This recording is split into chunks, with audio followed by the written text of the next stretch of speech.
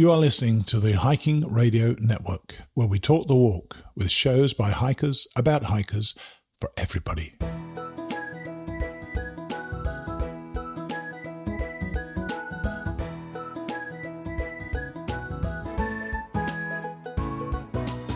Mighty Blue on the Appalachian Trail, the ultimate midlife crisis. Join Steve and his guests every week as he staggers from Georgia to Maine.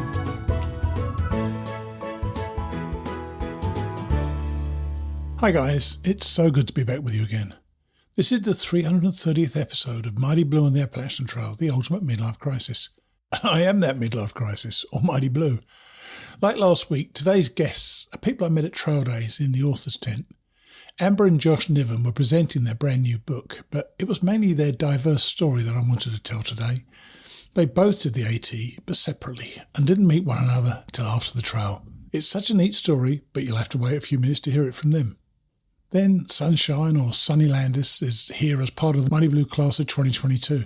Sunny has been having a blast so far, and as you'll hear, that hasn't stopped. Sunny will be on after Amber and Josh. Then Katie Westling and the Virginia Triple Crown. I actually called her when she was at one of the stops on that Triple Crown. She'll be on after Sunny. Finally, in George Steffanos' Then Hell Came, George and his buddy have a shockingly bad day, only to discover what the best medicine for that is. So let's meet Amber and Josh Niven, or Dandelion, and Still Don't. So today our guests are a husband and wife hiking team. This is Amber and Josh Niven. Hey guys, how are you? Hey, we're doing good. Hello. Well, good to see your house actually, because I've been looking at your book and you've got this amazing looking cabin in the woods. We're going to talk about that later actually. You've got a great story to tell, but before we get on to that, and I just realised I didn't know these until I called the other day. Your trail names are Dandelion and Still Don't. So tell us about those trail names. Yeah. Oh, John, man. you go first. You brought my favorite question first. Excellent. I actually don't use my trail name that much. It was given to me. I was out, hiking for years doing sections during the summer months with my friends, anywhere from 2 to 4 weeks, and never gained a trail name doing that, and got on my through hike and made it all the way to Damascus, Virginia, and was sitting in the what was then the Blue Blaze. Right. And I think the guy's name is Timber, was talking to me, and he asked me what my trail name was, and I told him I still didn't have a trail name, and he said, "You're Still Don't." And that's it. That's nice. That's a good one. You don't have to accept them. Were you offered any others beforehand? You know what? To her credit, Miss Janet wanted to call me Images, because I was out there making photographs, and I was just fresh out of photography school, and she wanted to call me Images, and you know what? I somehow rejected it, and years later, I wish I would have kept it. I'll be honest. Yes, so, named by Miss Janet. That would have been. Yes, that would have been the thing. Yeah, that would have been the thing. I'll tell you. Yep. No, I've regretted it ever since, and I don't have the best speech. I have a little bit of a back lisp, and as you move up trail and you get into the northern states, people could never understand what I was saying. When I would say Still, they asked me what my trail name was, I'd say Still Don't. They say Still Dog, Stillborn. What are you saying? But yeah. How difficult? You think it's difficult for you? Imagine what it's like for me. Yeah, good point. With my accent. So tell us about you then, Amber. Why are you Dandelion? Yeah, so I went southbound. So I started in Maine and hiked for about 4 weeks and didn't have a trail name.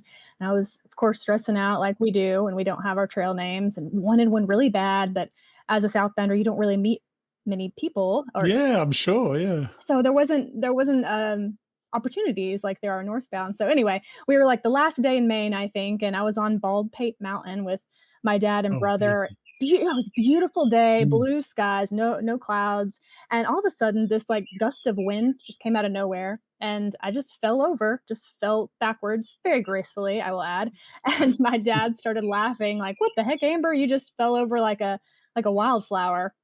And then as we were coming down into the valley, this whole big field of dandelions just opened up, and then in that moment I was like, I'm Dandelion. I felt like the earth gave me my trail name.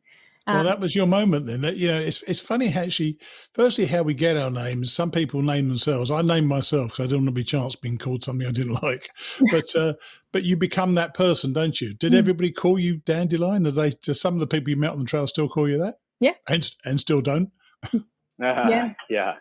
Man, nobody calls me Still Don't, to be honest with you. That's fair enough. Now, I'm just Josh. That's how I roll these days. Actually, you could have been just Josh would have been quite nice, actually. Yeah, just Josh. Yeah. One of my good friends is just Bill, and I've heard a lot of just whatevers. They're out there. Right. Now, the two of you had separate hikes, and I think Amber's just given us a clue there because you were going southbound. So you actually weren't a couple back then, but the two of you obviously have met later, and we'll talk about that later. Josh, you did your through hike in 2013, so we're going to start with you. What got you out there in the first place? What got you into the AT? Oh, man. Well, I first heard about the AT when I was little, with my grandfather telling me about Bill Irwin, that he basically at the same time was telling me what the AT was and also telling me that this guy hiked it blind. And so, I'm like 7 or 8 years old, and I actually went back to that memory and it perplexed me until my teenage years. Still perplexes me, actually. Yeah, I did that. Totally. And so that was my first hearing of the AT. And then, later in my teen years, a good friend of mine, wanted to be a Navy SEAL. He wanted to go out and just spend time in the woods by himself. And he invited me and a couple other guys on to the AT to follow along. And then that turned into us doing section hikes every year during the summer months. And so, years later, I was going to school at the Savannah College of Art and Design. And I had always had in the back of my brain to make it a photo project to do a hike. And so kind of on my way out of school, I put what was called the Through Project together. You could not have been more different than Bill Irwin, then, could you? Really? I mean, I'm not joking about a blind man. But you know what I mean? Seeing things. You saw something about the AT, you wanted to do it. So, and so you set up this project. Did you take video as well as pictures? Yeah, I mean, it was a lot of things. I had friends doing video for us to have like videos to do an Indiegogo and raise money. I had myself and then a writer friend of mine that I went to high school with, and then another friend I went to high school with, and then my best friend down in Savannah. And so there was the four of us. And we had to do promos and things like that to try to do some fundraising and all of that going into it. And it was kind of part of my thesis coming out of school. It was my like portfolio. I kind of based my last classes around setting up this whole thing. Right. Yeah. So you had to obviously take a lot of equipment with you, didn't you? Yeah. We, I took, and equipment's changed since then. Probably wouldn't have taken that much these days, but I had a full frame DSLR and a fixed lens and then a zoom lens. And then we actually brought a speed light. So like a full on flash, and I had a 3-tier adjustable tripod that was as tall as I was, and Brian was carrying the flash, and then Douglas was carrying. I had like a small reflector, little things. We kind of broke it up a little bit, but I was carrying majority of it. And then by the end of the trail, I was carrying. By the time I summited Katahdin, I was carrying all of it. I'm going to tell you, whatever you took worked, because some of the pictures you've got are bloody extraordinary. I was looking through the pictures today. One of your very last pictures, you must have summited Katahdin quite early in the morning because you got, or late. No, I can't remember. It's either sunrise or a sunset. The green, the brown sign, the cloud in the distance, and then just the sun. It was a full. It might be. Was it full moon?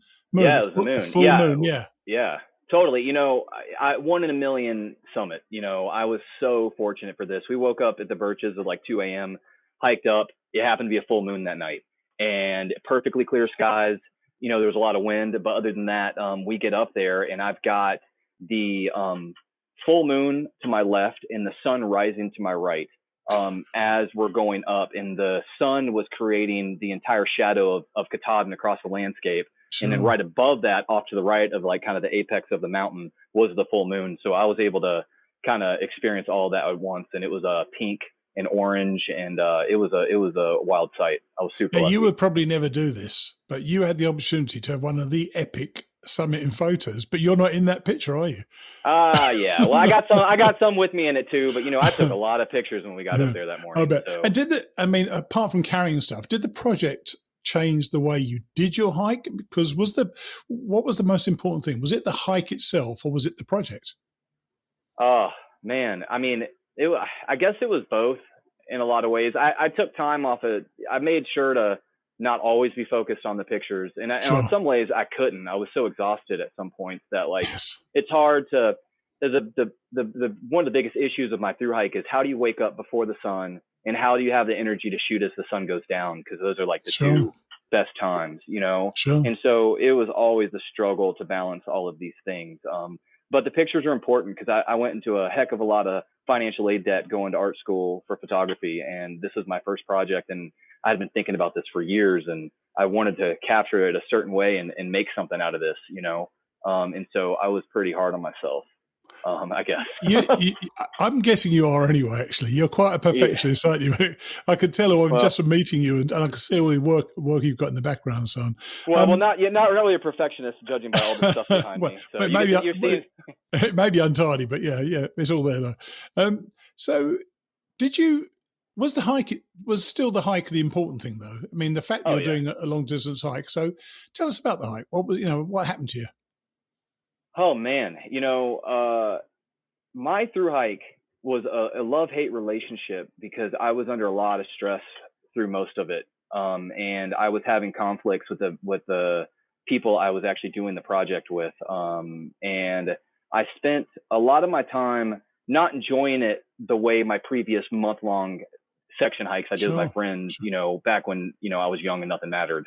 And so, there was work involved, and we were running out of money, and I ended up splitting from my group in New Hampshire because of one person in particular. It's kind of a dramatic thing, but it was, I had to finish my hike feeling good, and so I split off, and I ran out of money, and I mean, I was surviving off of $50 a week that my stepfather was sending me. Wow. The last maybe month I was out there, a month and a half.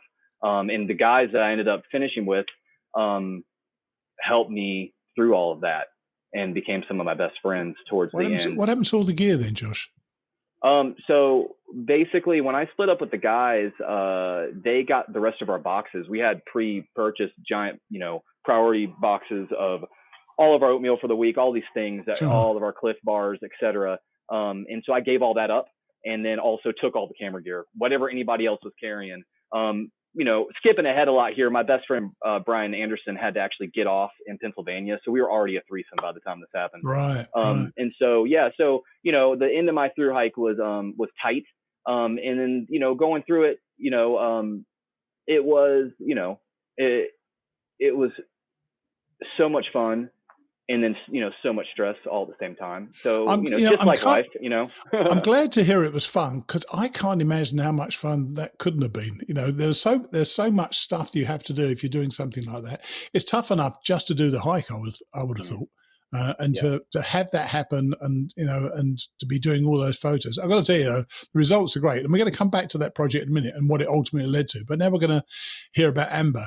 You were in my class of 2014, so I presume because you were sober, we may very well have passed each other or something. Why did you choose to go that way?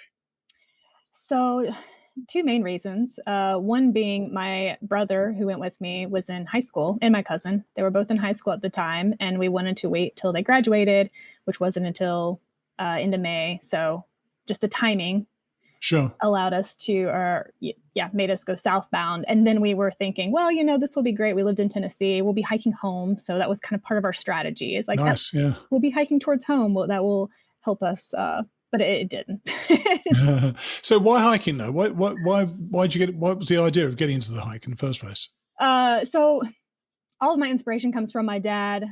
He has wanted to hike the AT since he was 13 years old. And one day we were out on a birthday trip. He took me to mountain crossings, and we stopped at Nantahala. Oh, that's a treat. As treats go, mountain crossings wouldn't be top of my list of places to visit. Yeah. I think he was like secretly planting seeds. Now that I look back on it, I'm like, oh, he would take me to all these places. And but anyway, we stopped at the Nantahala Outdoor Center in Gatlinburg on our way back, I think, towards home. And it just so happened to be the backpacker Get Out More tour was there, and this lady and this guy were talking about backpacking basics and how to pack a pack properly. And as I was listening to her, it just dawned on me that, I could go backpacking, because I grew up hiking tons of day hikes with my family, but I never thought about actually going and sleeping in the woods. I don't know why. It never occurred to me until that moment. I was seeing this lady, and why would it? Yeah. Yeah, my dad was a scoutmaster, so he would always take my brother out and camping, but it just never, yeah, I never thought to go backpacking with him. Anyway, so she inspired this as I was like looking at all of her cool outdoor clothes and her pack and stuff. And we get in the car and I said, Dad, I want to through hike with you. And he perked up and was like, really? Okay, let's do it. Wow, I bet he So did. Yeah. yeah, the next Yeah. couple of years, somehow we convinced my brother and cousin to go. And then my former husband, who I wasn't married at the time, ended up getting married and then talked him into it. And so the five of us started Yeah, our that'll sort of marriage out. Yeah, I'm sure. yeah. Oh, yeah. Oh, yeah. It did. It did, as the trail does, sort things out. That's right. Yeah. So you went south, and you didn't. None of you actually got to the end, though, did you? What happened? I mean, Right. that for your dad, particularly having wanted to do it since he was 13, that must have been disappointing. Yeah. How did it all come to an end then? Totally. Yeah. So we attempted our through hike in June of 2014, hiked all the way to Virginia and got off trail at MacAfee Knob. My husband Stacy and I were going to visit family from Right. that were coming overseas, and while we were off trail, his dad had a massive stroke and was in the ICU for a long time. And then in that shuffling of like, what are we going to do? We decided not to go back. My dad lost his mojo. He also has an illness that his medicine was like freezing Right. while we were on trail. And so Oh, we had gosh. a bunch of different things where we Sure. decided, you know what, this is our time to stop. Was it a good experience though? Because you get to MacAfee Knob, you've done all but 700 miles, so you've done 1,400 miles, 1,500 miles, which is a heck of a long way to walk, isn't it? What Yeah. did you take away from the trail as a person? So that's a great question. I think overall, now that I've had time to like reflect about it and write this book, a lot of my trail experience was just about living in the moment and Mm-hmm. being present and reconnecting back with the natural world. I was in marketing at the time at a desk job with no windows. I loved my job. I loved it so much. I loved the company. But while I was on trail, I kept thinking like, how am I going to go back and sit inside all day? I just Yes. remember like hiking and being amongst the trees and being like, I've got to do more of this. And so it really shifted my whole perspective on life and what I wanted to do and how I wanted to spend my time and how I saw nature and how I connected with nature. Some of my like favorite moments on trail was just like talking to a chipmunk and the birds singing and praying that God would please send some wind because I'm dying, and then the wind come and just refresh my whole spirit. So just these moments of being in the elements. And having looked through your book this morning, talk to me about the black bear that you encountered while you were camping at a church in New Jersey. Oh my gosh, that was that tanked my hike. Oh, that was so scary. So we were in New Jersey. We were in town, of course, at this hostel. I forgot which church it was. It was in Vernon, New Jersey. So whatever that church hostel is. Oh, was it a hostel, or was it you could actually? I think I slept in the grounds of the church. I remember waking in the middle of the night thinking, "Am I lying on a grave or something?" I just suddenly had this thought. I didn't realise. Is that the church? It's in Vernon, New Jersey. They used to let people stay outside, but there was also a little hostel inside, wasn't there? Yeah. Well, we were all outside. Right. Well, most of us were outside. There was quite a big group of us there. I think Southbounders, Right. maybe, and Northbounders. Anyway, we were all outside, and then I hear this like gruffing sound, and then something like graze our tent, and Stacy peeks his head out and said, "Oh my gosh, it's a big ass bear." Sorry, I don't know if you can cuss on her podcast. It's okay. Yeah. That bear out, and then everyone kind of looks out, and I mean, I'm talking like 600 pounds. It was the tiny bears that New Jersey has, and it shook me to my core. I ended up like crying in the bathroom floor on the next day at some sort of like, I can't remember where we were, but it was in some sort of park.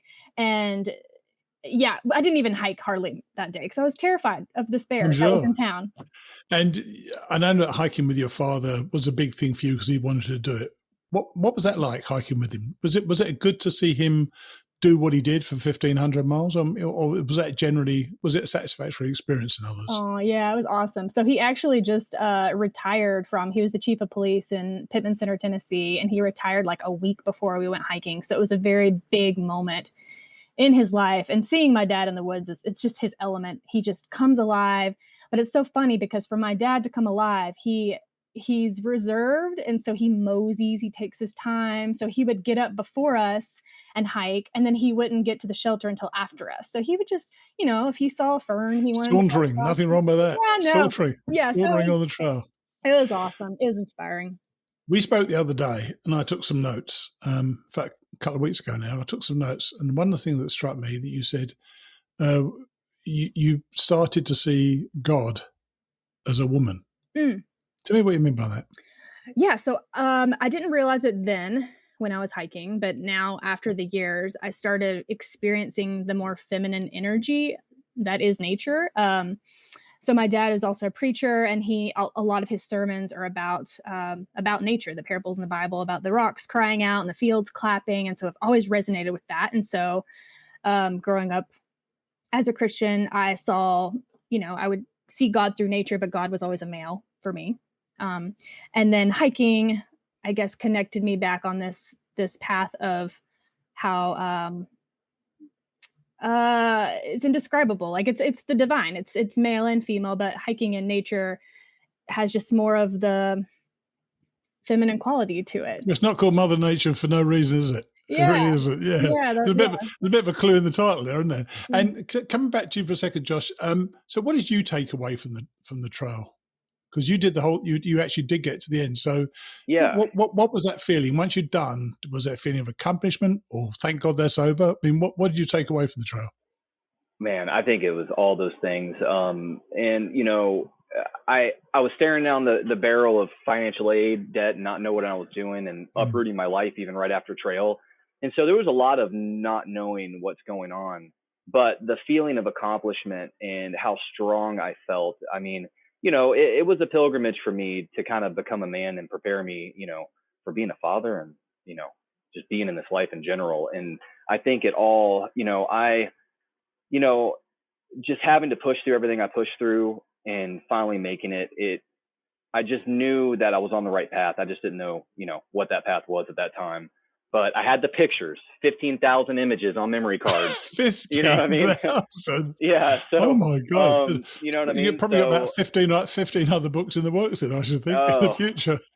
And I've had to whittle those pictures down on multiple occasions for the original Through Project book, which was like 125 pictures whittled down from the 15,000, into the Discovering the Appalachian Trail book that, we made new pictures for, but I ended up probably using 300 pictures probably from that hike, in that book.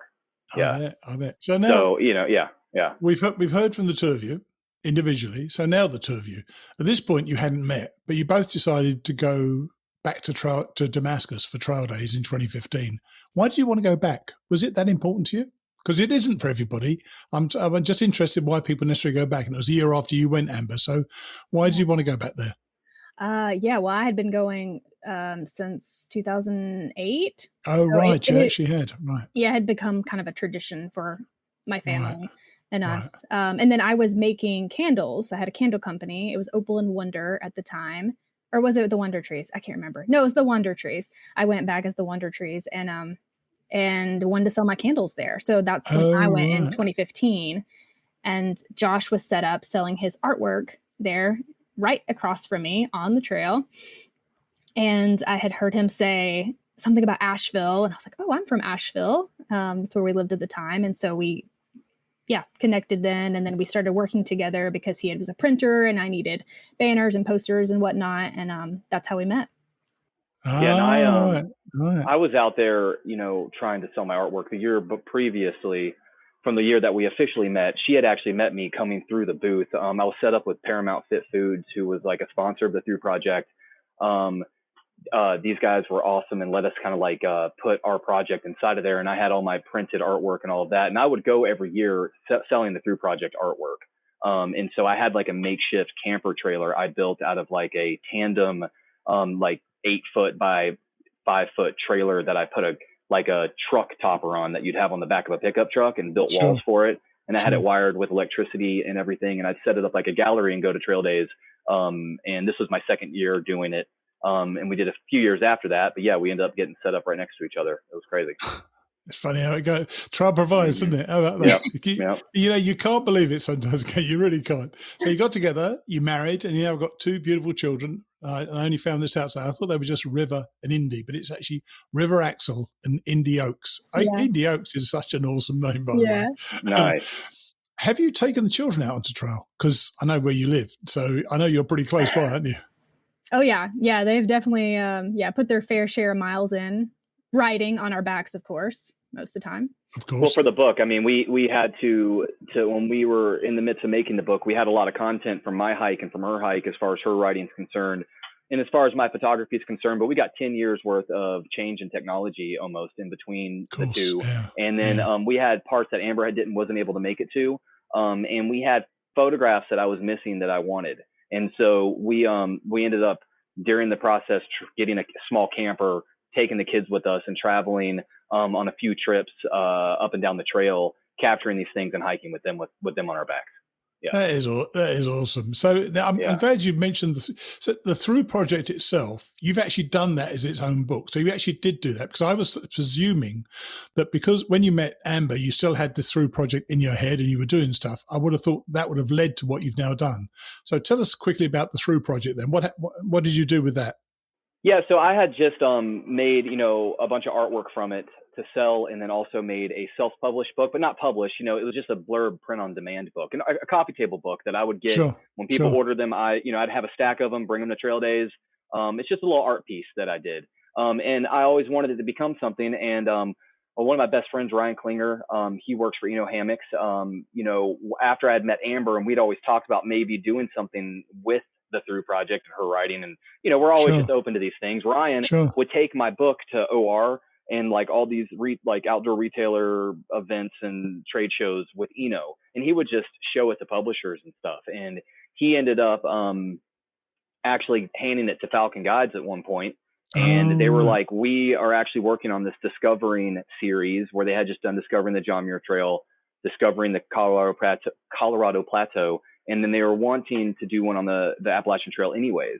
So that's how we got connected, and we had a completely different vision of what we wanted to do than doing a traditional Falcon Guides guidebook. We ended up merging the ideas, and this is what we came up with. So Amber did a lot of the writing, and you had the pictures and so on.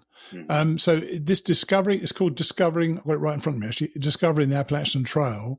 That is in a different vein to the other Discovering books, or is it your own? In other words, have you taken it as a template from them? Because it is unlike any other book I've ever seen about the Appalachian Trail, and I mean that as a compliment, by the way. Sweet. Because it's not your story of the journey particularly, although that's part of it. It's not any one thing. It's a bunch of different things, and what you say somewhere in the intro, I think it is, you can dip in and dip out of it. That's exactly what I've been doing today. And that makes so much difference, because if you're reading someone's memoir, you've really got to start from the beginning and go to the end. You haven't got to do that with your book, have you? Tell us about how that all came together, because it's such an extensive piece of work. Yeah. Yeah. So we spent a lot of time brainstorming, like Josh said. How are we going to make this different? Like, what wasn't out there, and how are we going to fit it to fit the Falcon Guide kind of framework a little bit in our own way.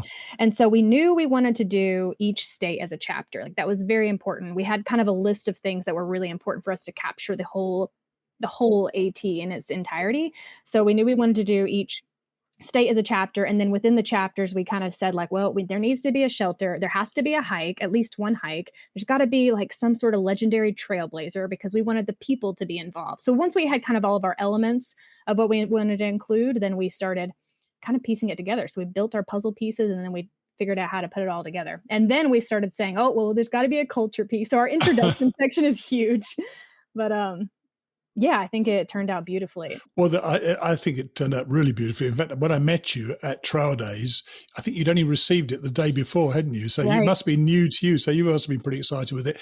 And as you say, you've got a hike in each of the states, or was it a couple of hikes? Yeah. I'm not quite sure. But in each of the states, and you show the profile of the hike, don't you? Yes. I've got to tell you, the profile makes it look much easier than I remember walking it.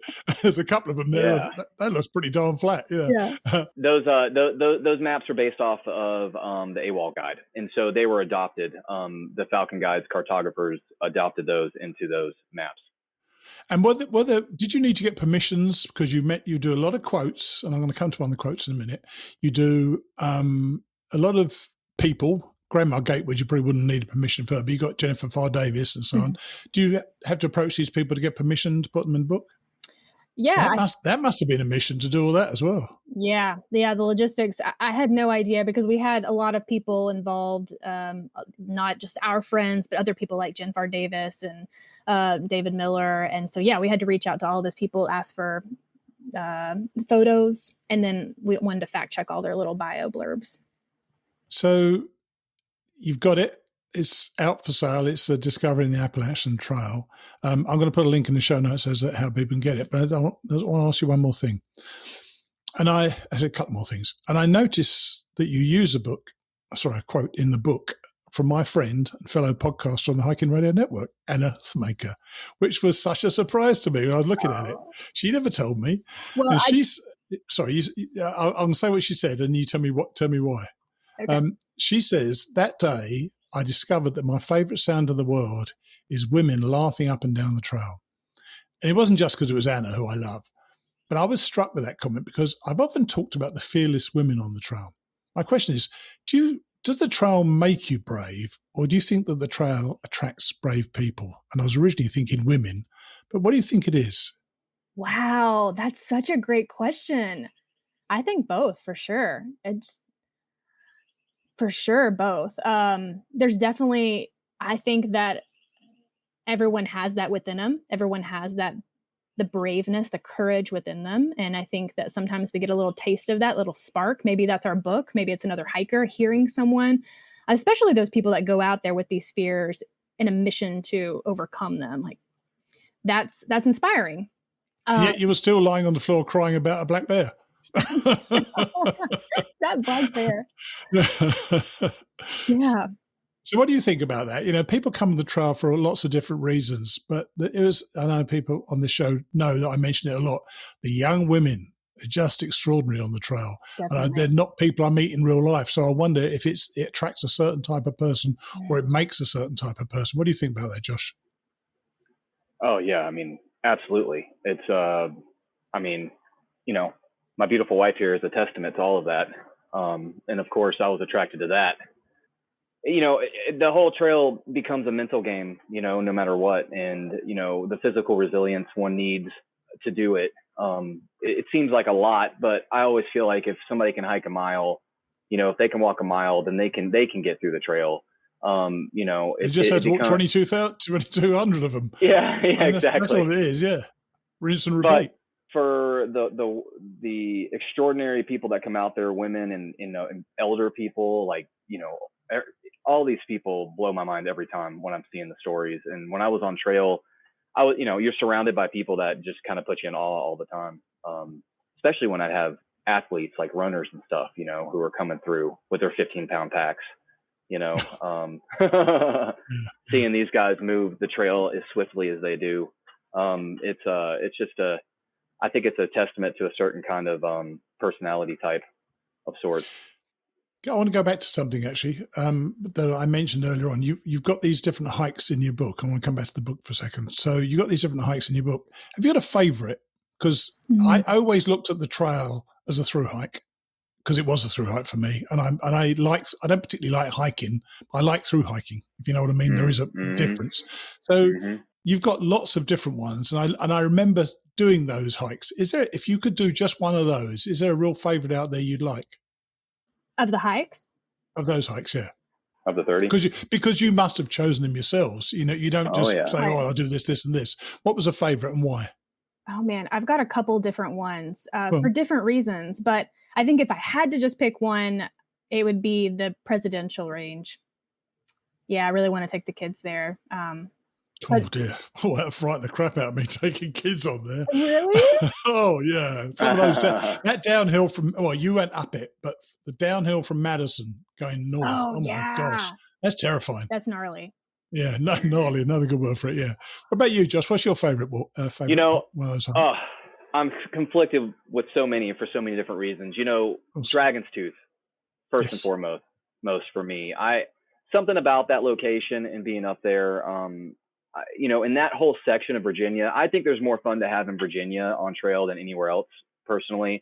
I spent years doing North Carolina, Tennessee, Virginia kind of sections. And, Virginia is just so vast and there's so much. And Dragon's Tooth just puts the cherry on top for me. I mean, MacAfee's great, but there's just something special and different about Dragon's Tooth. I just love it. And then, of course, the Rowan Highlands out here in North Carolina, closer to home for us.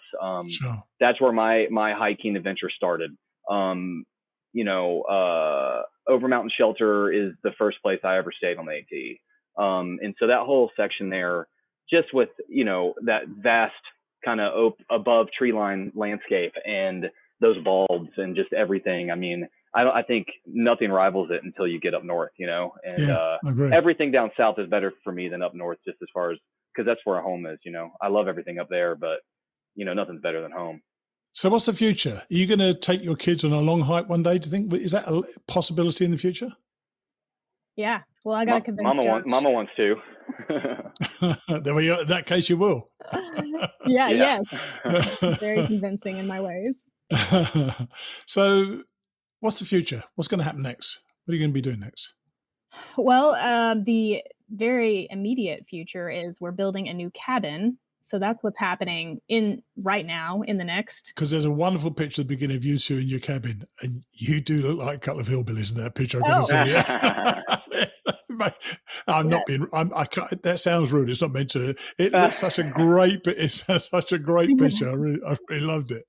My parents say the same thing. I was 3 months pregnant. It looks like I'm barefoot, but I'm not. I definitely have sandals on. At that point, we didn't have electric. We didn't have hot water. We didn't have a lot in our cabin. So. We didn't have septic or electric at that time. We were running off a 2,000-watt generator. I was running our house off of it and running my printing company off a Honda 2000. Wow. Yeah. And Amber was pregnant, and she was our electricity got turned on the day our son was born, and we had gotten the toilet working a month or two before that. So she was pregnant with just the outhouse for a few months, but it wasn't too bad, I think. But you weren't carrying a baby. You weren't carrying a baby at the time, by the way. Just point that one out. Well, I did say I think at the end of that. So I don't know. I can tell you. I think the book is. I looked at it a little bit when I was at Trail Days, but obviously I was doing my own thing as well. I've looked at it much more since, and I'm going to look at it even more going forward, because, as I say, you can dip in and out of it. I think you've probably achieved more with this book, I think, than most people who put a book together, because there's tons of it there. It's a wonderful, wonderful thing to browse through. And some of those pictures, Josh, are magnificent. So kudos to you on that. I wish you well with the book, and, I wish you well with any future endeavors in terms of either books or with hiking. And I thank you for coming on the show. Thank you, Steve. Really appreciate it. I'd love to say, just to speak on what you're saying about the book, though, and I just wanted to mention it here, is that the big thing we wanted to translate to people in the book is that it's the people's trail. We always go back to that, and that, people who don't know the Appalachian Trail in its entirety or haven't through hike don't realize how many towns are involved, how much, how much community and how much accessibility and history there is, Sure. And it all goes back to it being about the people in the community. So when you open our book, you're not just going to jump into wilderness. You're not just going to jump into the history.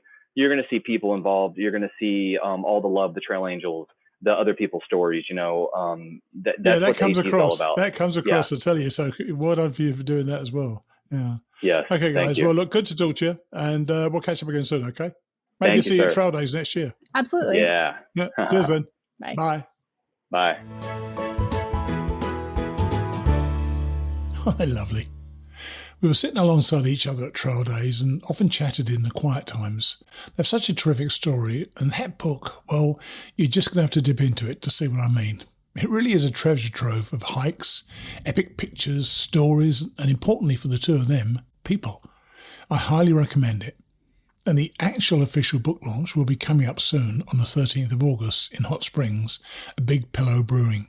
If you're around that way, drop in and meet them. You'll really be taken by them. Now, let's brighten your day up even more. Here's the irrepressible Sarah Sunshine Landis, or Sunny. Hello. Hey, Sarah, how are you? Hi, I'm good. How are you? I'm very good.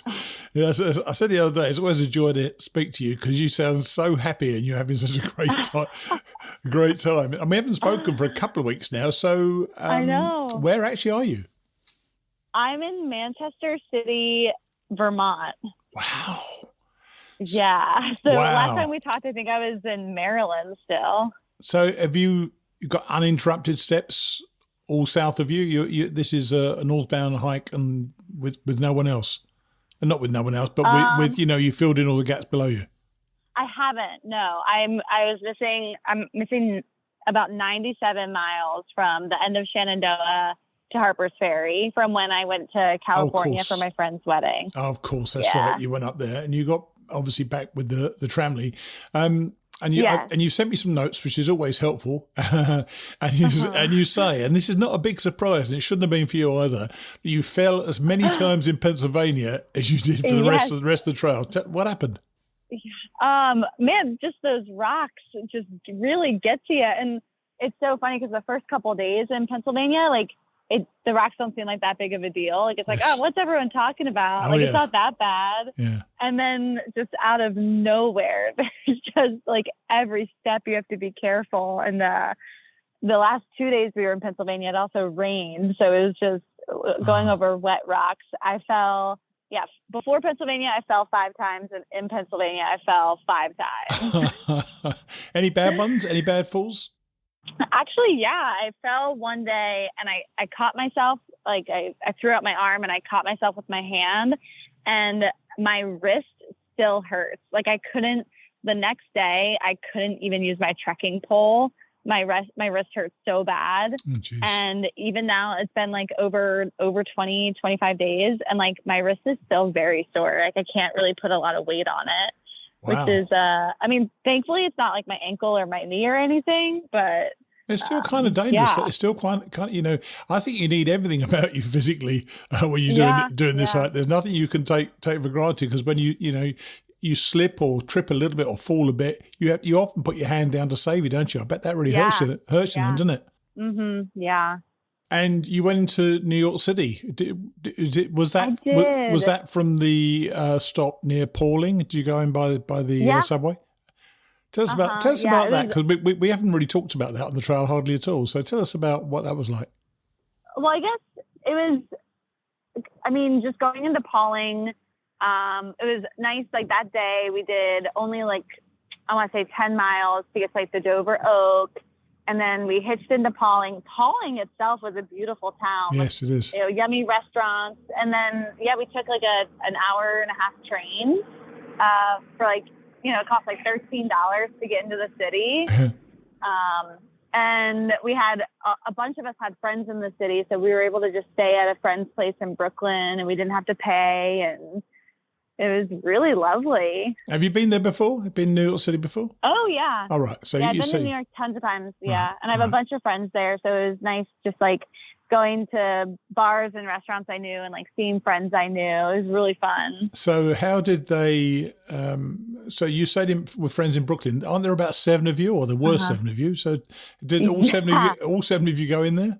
Yeah. And luckily the friend's apartment that we stayed at, she was living with a boyfriend and they broke up and he moved out. So there was plenty of space for all of us. We had to sleep on the floor, but it wasn't as cramped as a normal New York City apartment would have been. Oh, cool. How long were you there for in New York? Yeah. How long were you there for? So I was just there with 4 others for 1 day. So 2 nights, 1 full day. Nice. And then our tram started to break up and a couple people stayed behind to take extra days in New York City. Right. Why did the beginning? Why did the tram break up? Not for bad reasons. Just one person wants to finish earlier, so they started pushing big miles. A couple other people are from Massachusetts area, and so they took extra zeros to see friends and family. So not for any bad reasons, just for reasons. It's sad. Don't you think it's kind of sad though, because you get into this routine with these people and you live so intensely with them, don't you? Yeah. Were you quite upset by this? I was so the person that pushed ahead to finish early, he's someone I met on the very first day of the trail. Right. And we had been together the entire time. And when he left, I actually cried. It was really sad. It was we've only known each other for, a month and a half, 2 months, but like you get to know people really quickly out here. There's such an intensity to it. You know, you live with these people 24/7, and you share you share all your stories, and they know more about you than some of your best friends do. I'd imagine right now. Actually. It's quite a thing. So how many of you are hiking together now? Right now it's just me and 2 others. Wow. And hopefully we have plans to catch up in like another week or so with us, another person. But yeah, it's just the 3 of us currently. And you told me that your debit card was being compromised. Did that happen in New York? Happen in New York or not? It did. Me and one other person used the same ATM. We were getting falafel at a street vendor, and they took only cash. And so both of us used the ATM. And then, you know, within the week, we both got notifications from our bank that there were like fraudulent charges. Oh, God. And I had to cancel my card, and, you know, my bank is sending one out to me, but it's taking time, and I have no other way to access money. So I'm not broke, but I don't have any money. There is a distinct difference between being broke and not having any money. So how are you managing it? How are you managing it then? Well, right now the people that I'm with, the 2 people, they're offering to just like cover my expenses, and like every time, like they bought my resupply, and they like bought my meal at a restaurant, and I just Venmo them. Right. Which is, I'm so thankful I'm hiking with people. And then I was actually on the trail hiking when I got the text from my bank, and I was on the phone, and another hiker that I had just met, he was just a section hiker, and he was getting off, like he had done 30 days and he was getting off, and he was like, "Hey, what's going on?" And I told him what happened. And he just like insisted on giving me a $50 bill. He was like, "Oh my gosh, like here, like take this, like you need it more than I do." And I was like, "Wow, this is what people are talking about when they say the trail provides." The trail does provide, you know. It's funny actually. You read about it, I'm sure, and you heard about it before you went, but to see it in action is quite what's the word for it? It's kind of, I'm about to say humiliating. It's not humiliating. It's quite it brings about a certain amount of humility in you when you realize somebody cares enough about you or what you're doing to be able to help you out. So I'm glad you learned it that way as well. And you said that you're hiking now in a new bubble with long trail and Sobo hikers. Is it quite a big bubble? Well, I mean, it feels really big just because the trails felt really empty recently. Like we were in Connecticut, and it was when I was just hiking, like right after I just started hiking with the 2 other hikers. Sure. And we showed up to a shelter in Connecticut, and no one else was there the entire night. Like it was just the 3 of us. And I was like, are we just so like far ahead of behind the bubble? But now that we're in Vermont, we're seeing more and more Sobos every day. And there's been, a lot of people on the long trail that we've been into, it's nice, like having like new faces at shelters, like new people, like even though it's just, a lot of them are just for a night or 2. It's nice, like meeting new people again. And are the Soboers doing their duty and telling you how awful it is in the whites in Maine and really frightening you? How's that working out?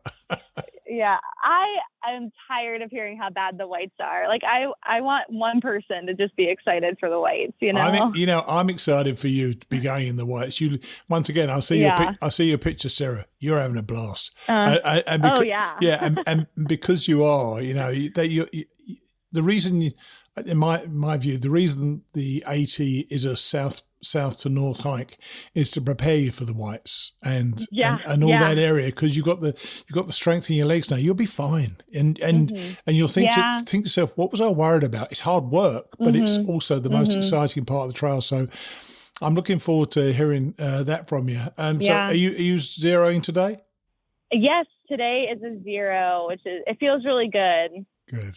Okay. Just be taking a break. Yeah. Well, you've been very successful out of our class, Mighty Blue class in 2022. You're still the bright ray of sunshine. So I'm really pleased about that. Yay! I just can't believe it. I feel so fortunate that I'm having such an amazing time, and I'm doing well. I'm not injured, and I'm also going fast. Like I can't believe I'm like one of the only ones on your podcast, because it's really, truly amazing out here. It certainly is. It certainly is. Okay, well, we'll catch up again. And because there's so few of you, we'll catch up with you again quite soon. Yeah, sure. All right, then. Speak to you soon, then. All right. Cheers. Bye. Bye. She's living the dream, isn't she? I wish a few more of the members of our class of 22 had enjoyed things the way she has. Her enthusiasm is infectious, and now she's pushing into those tougher states. What a blast she'll have in New Hampshire and Maine. Thanks to our sponsors who have continued to see value in what we do. Monthly donors like Ann Dobson, Terry Hackler, Mike DiCello, Jens Lipperheider, Lisa Rana, Brian Helton Jr., Natisha Webb, and Erskine Bass, who, it turns out, is Woody Bass. Sorry, Woody, I'll try to remember going forward. Also this week, we had generous donations from Connor Mulligan and Ruth Morley. Ruth says, I enjoy every show in the Hiking Radio Network and eagerly look forward to each new instalment. Many thanks to all the hosts, each with their own unique way of delving into the joys of backpacking. That's so nice of you to say so, Ruth. We really appreciate it. Remember, if you want to give value for the value we give you, head to hikingradionetwork.com and make a donation from one of the many donate buttons on the site. Thanks so much. Now, Katie is at one of the AT's iconic spots. Here she is. Hello. Hey, Katie. Steve, how are you? Hey, Steve. How's it going? Well, I know how it's going with you. You are sitting... Well, tell everybody where you're sitting right now. Well, I'm sitting on the top of MacAfee Knob. How about that? And it is a beautiful day, a little bit overcast, but you can see the ridges. Nice. Well, and when we last spoke, you talked about what you were going to be doing the Triple Crown, the Virginia Triple Crown. Let's go through that. How's that all gone for you? Yesterday. Start with Dragon's Tooth. That's a real good one to start with. Yesterday I did Dragon's Tooth. Of course, I did not climb the monolith, but I did go and see it. Why didn't you climb it? It's lovely up there. Oh man, I have struggled this past week. Wow. Just a lack of water. Just trying to get from one place to the next where I can get water. Wow. When you come to a place that has water, a lot of the times it's telling you to treat it or boil it rather than just filtering. Sure. And so this past week with the holiday weekend, I ended up out on the trail like 6 days with 5 days worth of food. Oh, dear me. I just was running on empty when I climbed up Dragon's Tooth. Yeah. Oh, well, I did think that I was going to be where I could get a shuttle, but no one would return my call because it was the holiday. Anyway, gosh. So I managed to do it. And, it's quite a trek, isn't it? It's quite a trek up there, though, isn't it? Oh, yes. And coming down is even more exciting. No, that's terrifying. I'm glad you didn't say when I said, well, I'm on my way, getting ready to go down from Dragon's Tooth. You said, okay. Yeah. But that really reminiscent of Maine. So you say there's a lack of water. Is there also a lot of heat and everything? Yes, very hot. Today's in the 90s and very humid. Thank goodness someone left some water in the parking area for MacAfee Knob, so that made it nice to be able to just have that treat and then a soft drink. And sure, so. Are you feeling down about it, Katie? It's just physically exhausted. That's what it is. Right. So it's more the heat and the stress of knowing where there's going to be water. Sure. Because you'll see notes on the app, the one of the apps that the notes will say, well, there's a little bit of water here, and then you get there and there's none. Oh gosh. So you have to then go on to the next place. And so for me, so I've been out here now 5 weeks, sure. 4 or 5 weeks, sure. and it's been like increasing miles sooner than you'd want to because you're having to push on till you can get to source that has water. Yeah. So that's been hard for me. And I don't know if, other hikers are dealing with that now so much, but I think so. I think the ones that I've met are definitely. Well, I've just been speaking to Sunshine, Sarah Landis, who's also won the class of 2022, and she's up in Vermont, and she's just having a blast. The weather's okay there. So going through Virginia in the height of summer is a tough thing to do. There's no doubt, and it appears in the last couple of years to have got hotter and hotter. Yeah, I think so, and you know what? This is not the Shenandoahs. Yeah, it certainly is not. Rigorous terrain. I mean, you've got lots of climbs and descents, and so you are working every day. Yeah, so, Virginia, as we've already established, Katie, is not flat. So you stayed at Joe Mitchell's yesterday at Four Pines. How was that for you? Yeah. It reminded me of a few other places I've stayed. I can't remember some of the others. It was what I needed it was what I needed when I needed it. That's right. Yeah. Very diplomatic. And you say you've seen another bear and a couple of beautiful and large black rat snakes. So where'd you see the bear? Well, I saw the bear when I was going down to the shelter night before last. Man, I think everybody, they're looking for water, I'm sure. And so he was just walking, down this little ravine as I was walking into the path to the shelter, and he, we just looked at each other for a little while. And how far away were you from him? That one was a little further away than the last one I saw. That one was probably about more like 50 yards away from me. Okay. So, I mean, I could see him, and we just looked at each other for a little bit. Then he just turned around and, moved off. And the snakes, are they still as much fun as they used to be? Snakes are always fun, Steve. Oh, gosh. So one day I was having like a rest in a shelter. Sometimes during the real heat of the day, I'll just like take a nap. Sure. And I was lying in the shelter and I heard this bonk. And I looked down and this black rat snake is moving across the floor after something. I never saw what it was after, but I took my stick and just kind of bumped it onto the wood, and he just flipped around and took off in the other direction. And then yesterday, when I was climbing up to Dragon's Tooth, I was sitting and having some water, and he was huge. He was he had to be, I would say he was over 6 feet. Oh my gosh. 5'6". This was some kind of old snake. He's been, just moving along, leisurely. Were you this brave before you started hiking, or could you sound about it, both the bear and the snake encounters, quite matter of fact? How do you actually feel about them? Oh yeah, no, I always was, like that.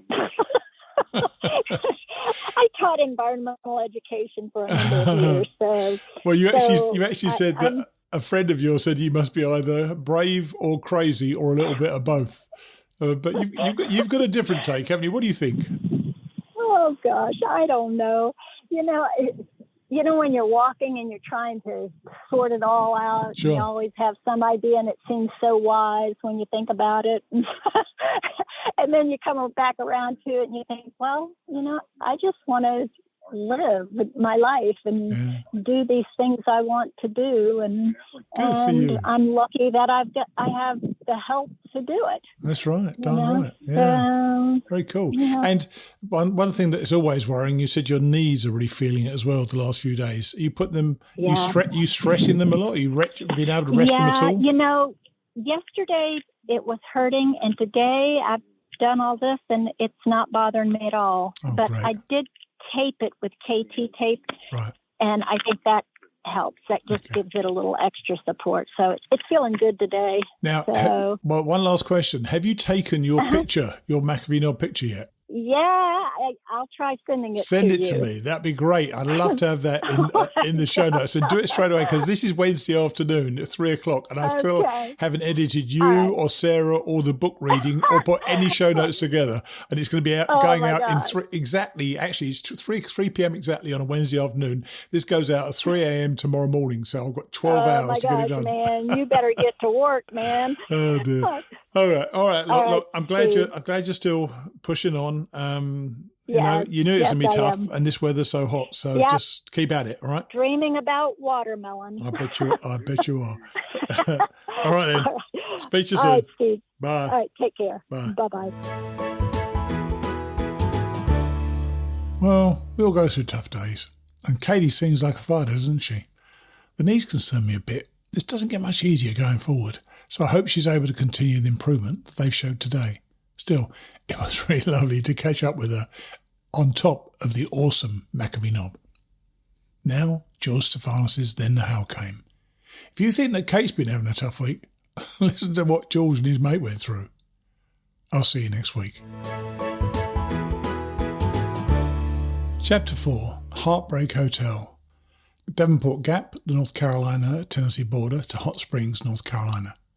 Monday, the 22nd of May, 1983, 1 p.m. Mile 244.4. Yesterday afternoon's long-awaited azure skies gave way to a glorious sunset before fading into nightfall.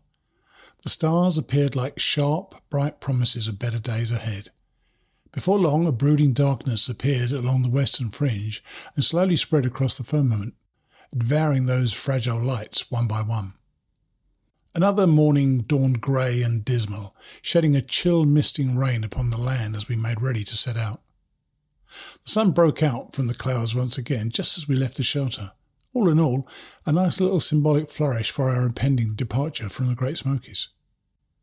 The mile of trail into Davenport Gap was a breeze, but the ensuing mile-and-a-half stretch to the Big Pigeon River was tricky and difficult, particularly a second half in which the Appalachian Trail found an attractive brook called State Line Branch downhill past a scenic series of cascades. The water level was high. Has it rained around here lately? I don't remember. The stream had leapt free from its banks and was frolicking exuberantly over the adjacent ground, including substantial portions of the AT. The path frequently crossed the brook on rocky fords which were, of course, hopeless. Nothing spells fun like tiptoeing across the tips of mossy submerged rocks with a heavy pack on one's back. Both sides of the river comprise the ugliest scenery on the Appalachian Trail to date. The trail route along the western bank was a garbage-strewn gravel road, with the rotting shell of an abandoned car as a finishing touch, leading to a landfill dump. The east bank featured a group of thoroughly overflowing dumpsters in the shadow of a concrete I-40 highway overpass. The AT followed a paved road across the river and a short distance beyond. My first climb in the Bald Mountains, the State Line Range just northeast of the Smokies, was long and steep. Nevertheless, the bright, crisp morning was like rocket fuel to two sunshine-starved backpackers fresh from the century deprivation tanks. Our first break of the day was a 10-minute rest beside a stream called Painter's Branch, almost 6 miles from the shelter. Our second stop came 2.5 miles later, on the top of Snowbird Mountain, at the end of a fast 2,860-foot climb from the river. I've read that excessive lack of sunshine contributes to increased cases of depression and rising suicide rates. I can now personally attest to its incredible demoralisation. The endless gloom of the preceding days produced a debilitating effect far beyond the hardships of mud, soaking rains, altitude, putrefying foot wounds, and insufficient food.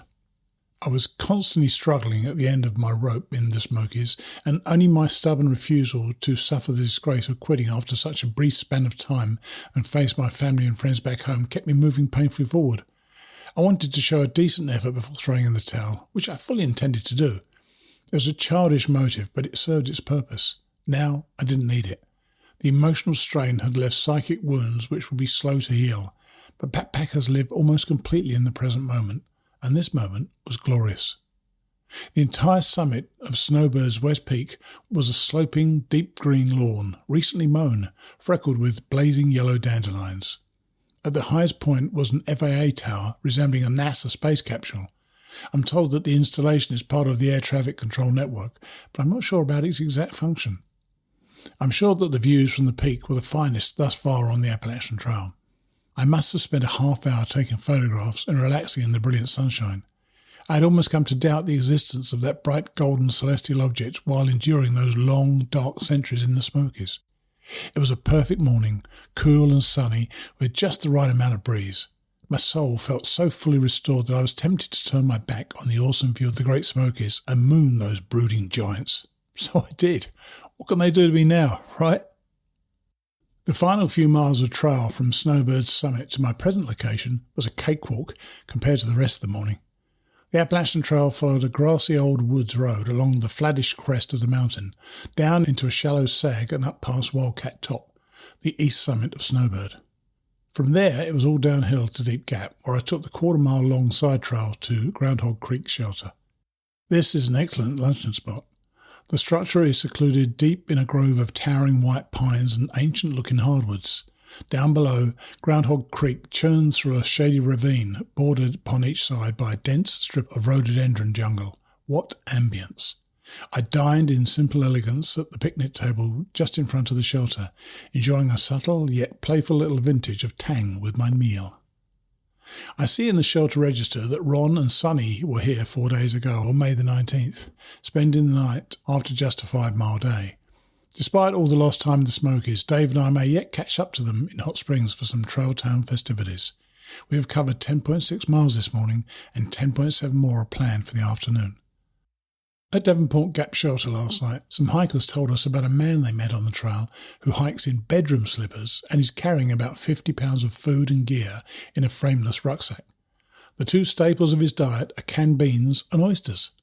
On this trail, Dave and I are two of the more normal individuals. Picture that. 9 p.m, mile 255.1. The first few miles of the afternoon were a long climb from Deep Gap up to a high saddle on Harmon Den Mountain, followed by a shorter descent into Brown Gap. The trail was graded very nicely and this portion breezed past. From that point onward, it got rough. Little mother climbs abounded. The scenery was good though. The trail sides and occasional meadows teemed with a profusion of violets, lilies and daffodils being attended to by huge lumbering bumblebees. I know that this is going to sound really macho, but I'm beginning to miss those tiny bright blue blossoms which ornamented the mountains of earlier spring days in Georgia and southern North Carolina. They used to cheer me on those grueling treks in the days just after I ripped open my toe. Were it not for the bluets, I never have made it this far. The trail finally levelled out near the crest of Max Patch Mountain, soon coming out upon the gravel Max Patch Road, which would follow for the next 4 miles.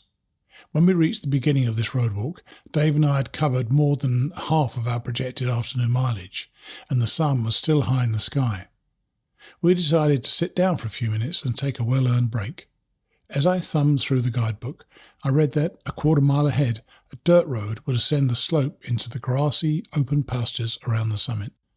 I told Dave, and we decided to head on up and finish our break in the mountain views and warm sunshine. 2 problems in this plan became quickly apparent. First, all the dirt tracks we passed leading to the right, uphill from the gravel road, were blocked with locked gates whose purpose seemed to be to discourage trespass. The other problem took the form of ugly, boiling black clouds, which were beginning to obliterate the sunshine. We were very tired, having already walked more than 16 miles today, but we chugged grimly down that road as fast as we could move, racing the storm to the shelter.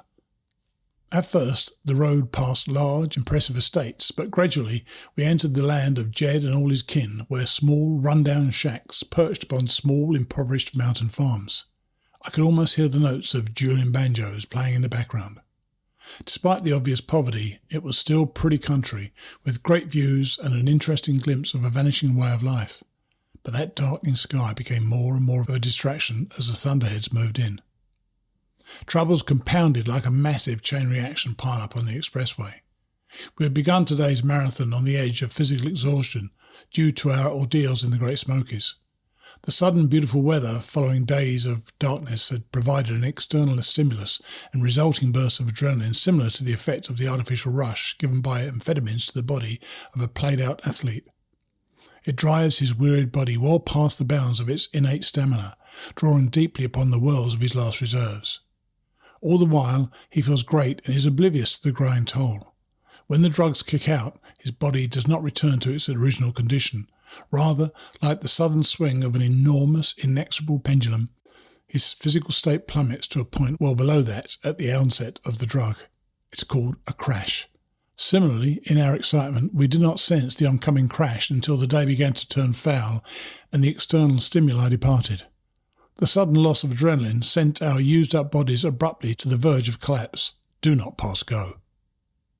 At the same time, having been down so low, our emotions soared far beyond their normal ranges in the dazzling sunshine. Although a 21-mile day was not required to position us to reach Hot Springs tomorrow, we needed it in a much deeper sense to restore our battered self-respect after the painful crawl of the past week. The lure of big mileage was irresistible. It had all seemed to come so easily in the sparkling hours of deliverance from gloom, and our spirits soared impossibly high. Thus we had also spent our final emotional reserves, and the sudden onslaught of reality had resulted in a massive crash there too. We were left miserable and depleted, racing the coming tempest to tonight's shelter with increasingly faltering legs and hearts. That road seemed endless. The angry sky kept growing darker, and thunder began to rumble in the distance. Still, the roadwalk stretched onward. Eventually, it began to sprinkle. The sprinkle became a drizzle, and the drizzle became rain. Finally, I was forced to stop in order to put my camera in my backpack and cover the pack with its rain shield. While I was thus occupied, the sky shattered into a million fragments which began cascading down upon me. As I was belatedly struggling into my rain suit, I seemed to remember gibbering completely incoherent sounds. I was close to a total psychological breakdown. Knowing that into every through-hike a great deal of rain must fall, it still seemed just too much to have a wonderful day fall to pieces after 19 grueling miles, with but 2 remaining. As it was, I had barely battled through the Smokies with soul and body intact. On the Appalachian Trail, time slows down and expands. One lives almost entirely in the present moment, and this one just absolutely sucked.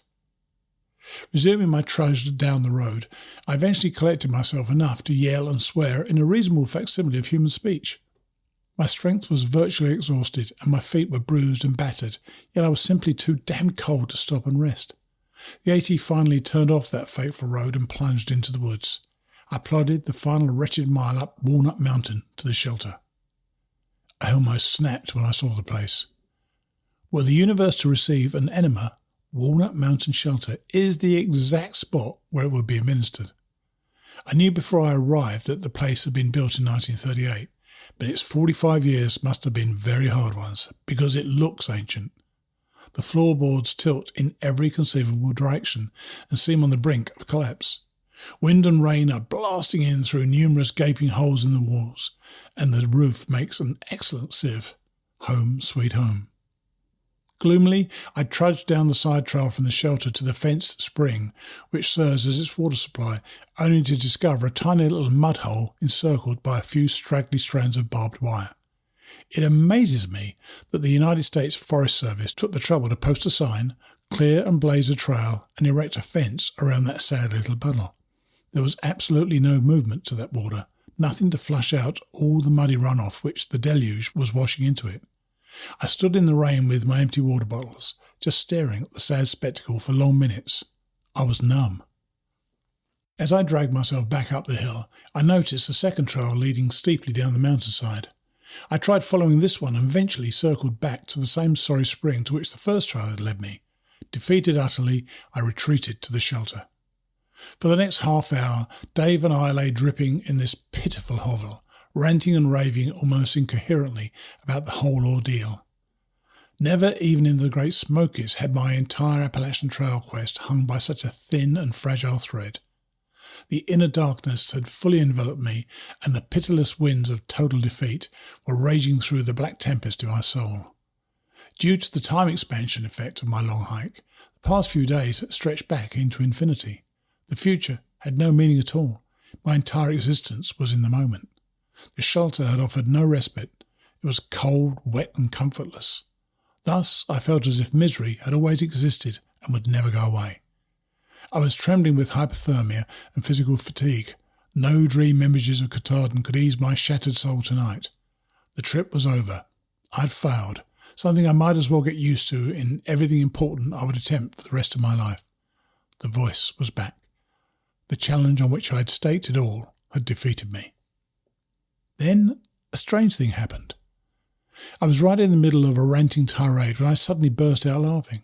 Soon, Dave and I were literally rolling around on the floor, giggling hysterically about how wretched our lives had become.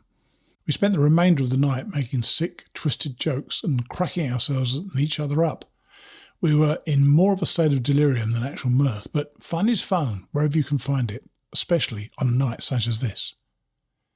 I believe that, in that weird moment when the laughter took over, I turned a major psychological corner in my improbable quest to turn a quitter into a fighter. I've never laughed so much nor so hard as I did on this, one of the most depressing nights of my life. Maybe this is what it feels like to be a fighter. It feels good. The rain stopped just when we finally needed it. In desperation, we'd set out our largest pans in order to catch the runoff from the rusty, mouldy tin roof of the shelter. I had but a cup of water collected when the rain ended. I dined on candy and Pop-Tarts with one lousy cup of tea to quench my thirst. I'm going to sleep now, to dream about tomorrow night and a town called Hot Springs, North Carolina. Ah, Hot Springs. Paris, Rome, Vienna. Hot Springs. Hot Springs. Restaurant meals, a clean dry bed, steaming showers and a waiting laundromat. I almost feel like hitting the trail now. By the way, it has just occurred to me that those rain clouds this evening moved in from the southwest, from the direction of the Great Smokies. Those clouds would have been moving out there at just about the time that I was up on Snowbird, saluting my recent adversaries with my hairy white butt. Memo to myself, I have got to stop f***ing with Mother Nature.